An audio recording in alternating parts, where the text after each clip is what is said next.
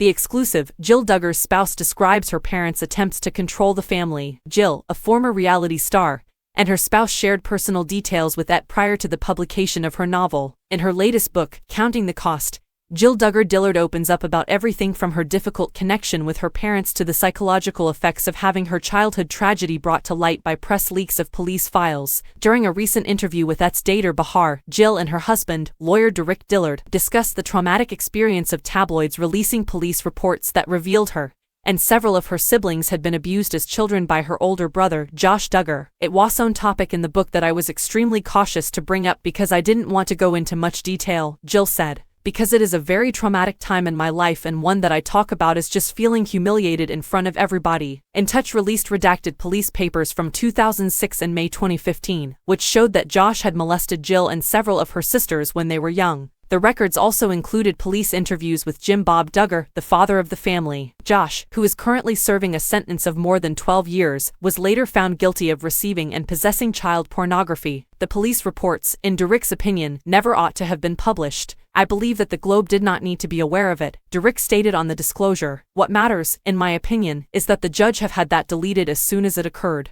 That really shouldn't have occurred. Jill asserted that the city of Springdale and Washington County and the police chief and In Touch magazine, these people are the people that just used us as victims, were to blame for the leak. There were bad actors in the family, bad actors in the media, bad actors in city government, county government, Derek stated. It all created the perfect storm. Even to this day the actors responsible, have not been held accountable. Even if she's hesitant to unearth the specifics of the reports, Jill clarified, I do want to advocate for victims and just again say how victims should never have to be put in the position that I was put in and what happened in my life. With these records being exposed, Jill and the other family members embroiled in the Duggar family scandal were thrust into the spotlight.